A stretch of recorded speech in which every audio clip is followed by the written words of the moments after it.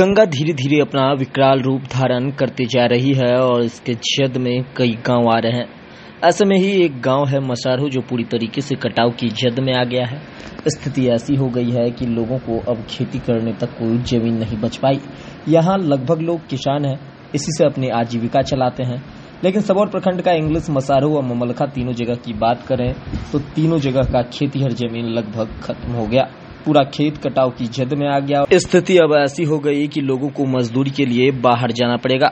जब लोकल 18 की टीम गांव पहुंची तो इस गांव की स्थिति काफी भयावह थी। स्थिति अब ऐसी हो गई है कि लोगों को खाने तक के लिए अनाज पर आफत आ गई है। स्थानीय लोग बताते हैं कि यहाँ 50 वर्षों के बाद गंगा वापस लौटी और सब कुछ तबाह कर दी। 50 वर्ष पहले एक बार थोड़ा सा कटा हुआ था, लेकिन गंगा की धारा दूसरी तरफ चली गई थी।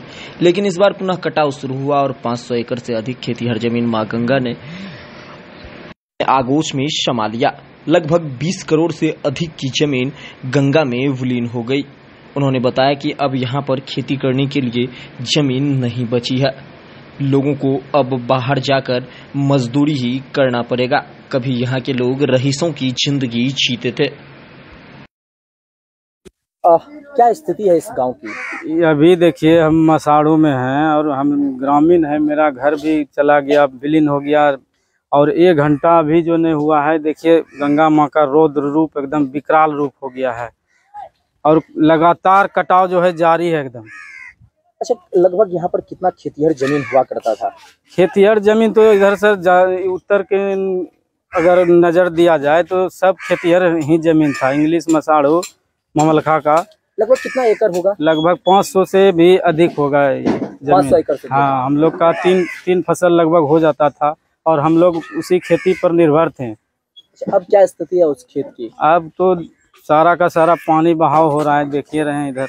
मतलब कटाव हो चुका है? कटाव हो चुका है। अच्छा, लगभग कितनी कीमत होगी इस जमीन की? अगर 2 लाख के हिसाब से अगर लगाया जाए बीघा के हिसाब से, तो उसका 500 का आंकड़ा निकाल लीजिएगा।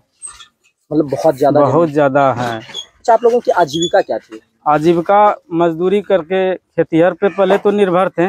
अब तो सब खेती मतलब चला गया, तो अब मजदूरी करके किसी तरह जीवन यापन करना है। अब यहाँ से प्लान करके कहाँ जाइएगा? कहाँ जाएंगे? सरकार तो दिया है मिडिल स्कूल ममलखा में कैंप बनाया है, वहाँ जाके रहेंगे। लेकिन कितना दिन? लेकिन के भरोसे कितना दिन रहेंगे? जितना दिन मतलब तब तक दूसरा व्यवस्था करेंगे किसी तरह। यहाँ पर कितना खेतीहर जमीन हुआ करता था? 500 मतलब एकड़ से ज्यादा जमीन खेतीहर हुआ करता था। अब क्या स्थिति रह गई है? अब तो पानी ही पानी हो चुका है और सारा जमीन जो ना पानी में विलीन हो चुका है। मतलब कट के विलीन हो गया है, सिर्फ पानी आ गया है? नहीं, कट के विलीन हुआ। जो देख रहे हैं आप इधर समुद्र जैसा है ना, ये सारा जो है ना उपजाऊ भूमि था, जो अभी जो है ना वो सारा खत्म हो गया। इसमें कहिए ममलखा कहिए, मसाढ़ू कहिए, शंकरपुर कहिए और इंग्लिश कहिए, ये सारा आदमी अभी जो है ना लाचार हो चुका है। एक समय ऐसा था जहाँ पे लोग जो है ना राजा की तरह रहते थे, सिर्फ खेती से। अभी उसका आश्रय ही सारा खत्म हो चुका है, जो लोगों को जो है ना बाहर जाके खटना पड़ रहा है। मतलब जो राजा की तरह रहता था उसकी स्थिति दयनीय हो गई। दयनीय की बोरा दयनीय हो गया, मतलब कि पूरा नीचे स्थिति चला गया है। मनुष्य अगर खाए कैसे, अपने बाल बच्चा को कैसे पढ़ाएगा, वो अब सोचना पड़ रहा है। एक समय था कि बच्चे को पढ़ाने के लिए जो है ना पटना तक भेज सकता था और भेजा भी था। क्या मतलब कौन कौन सी फसल लेते थे आप लोग इससे? जैसे मकई हो गया, बाजरा हो गया, गेहूं हो गया, दलहन हो गया, सभी तरह के फसल जो है ना उपजाऊ हम सबको मिल जाता था। तेलहन हो गया, यानी सब चीज। यहाँ तक कि आप मतलब कि सब्जी भी मतलब कि अच्छा से उगा सकते थे। तो सारा चीज हम सबको व्यवस्थित रूप से हो जाता था। कोई चीज हम सबको बाहर से खरीदना नहीं पड़ता।